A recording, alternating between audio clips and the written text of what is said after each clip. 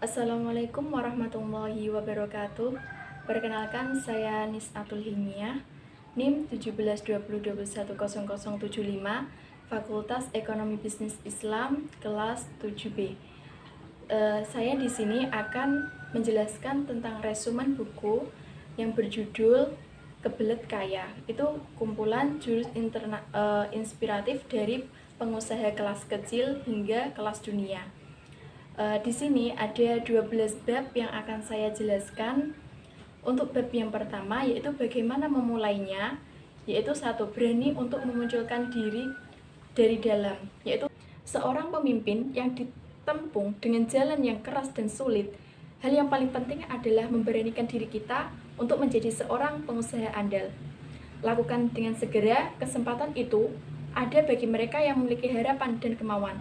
Jika tidak mau, itu berarti kita tidak memiliki kemauan yang membuat kesuksesan jadi sangat kecil. Namun, kalau kita tidak bisa tetapi memiliki kemauan, berarti kita masih punya banyak kesempatan, maka kuasailah secara detail. Berbeda dengan yang lain, itu adalah sebuah strategi. Yang selanjutnya adalah berjuang itu butuh siasat. Dalam bisnis, kita harus berani dan perlu mengedepankan sikap dan semangat juang. Seorang entrepreneur tidak boleh mudah percaya sebelum mencobanya. Dan yang terakhir, menaklukkan investor. Pada dasarnya, kebutuhan manusia yang tertinggi adalah pembuktian diri. Ini yang paling kuat mendorong manusia untuk maju.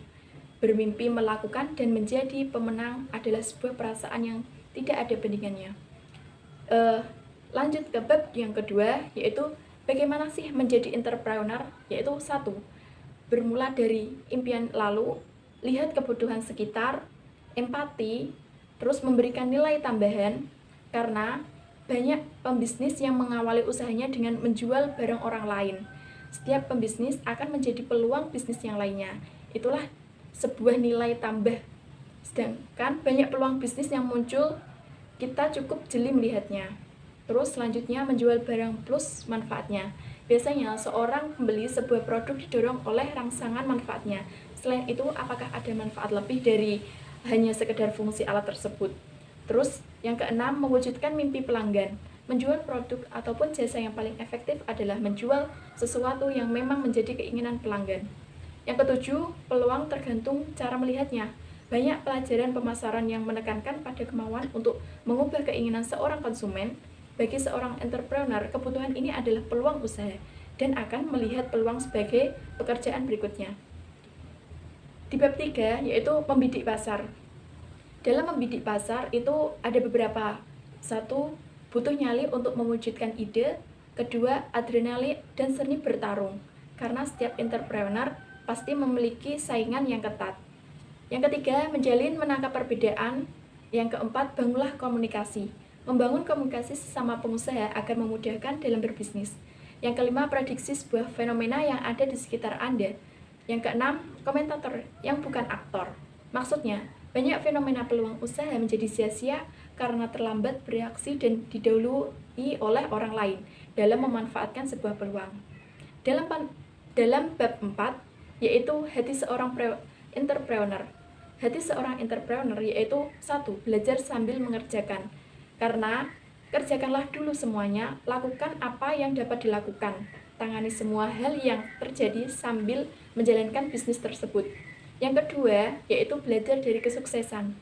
Sebuah kegagalan yang terjadi di awal akan membuat pondasi lebih siap dan kokoh karena pada saat itulah justru kita sedang bersiap-siap atas semua kemungkinan buruk yang mungkin terjadi di selanjutnya. Terus yang ketiga yaitu mengelola kegagalan. Semakin sering gagal, kita akan semakin jeli dan pintar dalam melihat sebuah peluang. Yang keempat, mengelola stres, yaitu jangan pernah membuat keputusan dalam kondisi tertekan atau stres. Karena biasanya keputusan dalam kondisi panik atau stres hanya menghasilkan keputusan yang salah dan merugikan. Dan yang kelima yaitu fokus pada masalah. Kita bisa memfokuskan pada satu hal, segala peluang akan terlihat dengan jelas. Mencari cara yang baik. banyak pakar berpendapat bahwa bisnis yang unggul saat ini adalah bisnis yang mengutamakan hal-hal secara personal dan menyentuh konsumennya secara emosional. Kita lanjut pada bab 4, yaitu pola pikir entrepreneur. 1. Selalu di pinggir jurang. Maksudnya, seolah-olah hidup di pinggir jurang dalam berbisnis, seperti orang yang punya kewajiban atau utang yang besar, haus pada peluang dan tantangan, karena inilah yang membuat hari-hari menjadi lebih bernilai dengan menghargai sebuah proses dan hasil itu sendiri. Yang kedua, memanfaatkan resiko. Entrepreneur sejati adalah seorang yang berani mengambil sebuah resiko. Terus yang ketiga, cerdas melihat peluang. Seorang entrepreneur sejati adalah mereka yang sangat pandai melihat sebuah peluang dimanapun dan bagaimanapun kondisinya. Yang keempat, jangan cepat puas. Terus kita lanjut next pada bab ke-6, yaitu apa sih tugas entrepreneur itu? 1. Kreatif. Yang kedua, mengelola sumber daya. Seorang manajer yang andal harus mampu mengkoordinasi dengan SDM yang dimilikinya. Yang ketiga, komunikasi itu sebagai seni. Maksudnya, seorang entrepreneur diwajibkan memiliki soft skill, yaitu keterampilan seorang dalam mengendalikan dan mengenal potensi dirinya sendiri. Hal ini sangat mempengaruhi kesuksesan seorang dalam membawa diri, bersosialisasi, dan berbisnis. Kita lanjut pada bab yang ke-7, yaitu Zero Principle Entrepreneur. Apa sih itu Zero Principle Entrepreneur? Yaitu bisa dimulai dari mulai dari nol. Yang kedua, jujur dalam berbisnis. Kejujuran bagi seorang pembisnis dapat menumbuhkan kepercayaan dalam usahanya. Yang ketiga, yaitu zero myth, yaitu mengosongkan pikiran. Seorang yang dapat menguasai kemampuan untuk mengosongkan pikiran dalam bisnis sangat banyak manfaatnya. Kemampuan ini dapat membuat mereka berpikir jernih serta menemukan ide-ide jenius yang belum pernah terbayang sebelumnya. Yang kedelapan, berbisnis tanpa uang tunai. Apakah bisa? Kita simak selanjutnya, yaitu bisa berbisnis tanpa menggunakan uang tunai, yaitu bukan mencari, tetapi dicari oleh modal. Maksudnya, pembisnis modalnya bukan uang saja, tetapi kelayakan bisnis yang dinilai. Yang kedua, kerjasama modal. Yang ketiga, bagi hasil yang menguntungkan. Yang keempat, menjadi perantara atau broker. Maksudnya, berwirausaha memang memerlukan modal. Salah satunya adalah uang tunai. Ada banyak jalan agar Anda bisa mendapatkan uang tanpa mengeluarkan modal uang. Salah satunya adalah dengan membangun jaringan menjadi broker. Dengan menjadi broker, kita juga dapat membangun jaringan dengan kalangan berduit yang biasanya adalah para pengusaha sukses. Yang kelima, yaitu barter dengan pemasak. Dan yang terakhir ada multifungsi. Kita lanjut pada bab 9, yaitu darah entrepreneur. Dalam diri entrepreneur, yaitu 1. Memiliki karakter yang baik. Yang kedua, orientasi pada pelayanan.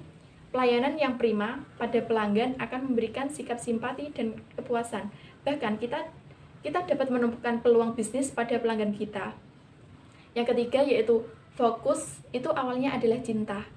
Untuk dapat fokus, kita harus mencintai apa yang kita kerjakan, karena sebuah kesungguhan akan muncul bersama rasa cinta itu sendiri.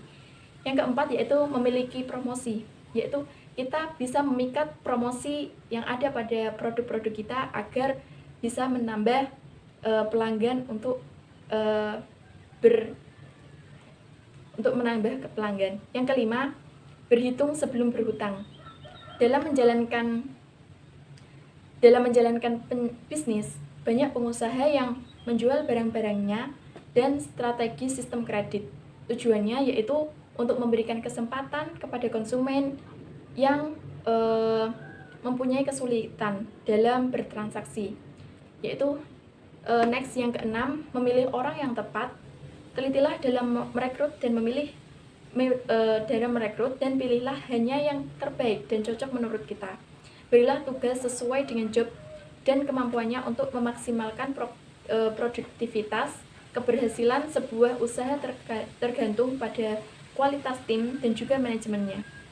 Yang ketujuh, mencari dan menciptakan usaha. Selanjutnya yaitu yang ke-8, peluang itu membutuhkan kecepatan. Kehidupan seorang akan menjadi lebih baik jika mampu memanfaatkan setiap peluang dengan melihat alam sekitar, segala yang tersedia, dapat diubah fungsinya menjadi nilai tambah. Yang kesembilan yaitu sosialisasi dan promosi. Pandangan jauh ke depan agar usaha yang kita jalankan lebih maju dan lebih baik ke depannya. Bab 10 yaitu menerangkan tentang aturan main entrepreneur. 1. Berpikir positif. Jangan pelit ilmu dengan yang lainnya. Fenomena magis menjual kebutuhan strategi, belajarlah dari pengalaman orang lain, dan berinvestasilah.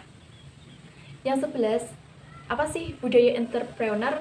Yaitu 1. Belajar dan berikan hal yang terbaik kepada usaha Anda dan juga orang di sekitar Anda. Terus yang kedua, sportif, tumbuh dari dalam. Karena dari dalam hatilah kita bisa menjalankan usaha kita dengan baik. Yang ketiga, menciptakan kader yang baik untuk diri kita, untuk lingkungan dan negara. Terus berjuang dan berjaya dalam usaha dan apa yang kita lakukan. Terus yang kelima, menunda kesenangan karena lebih baik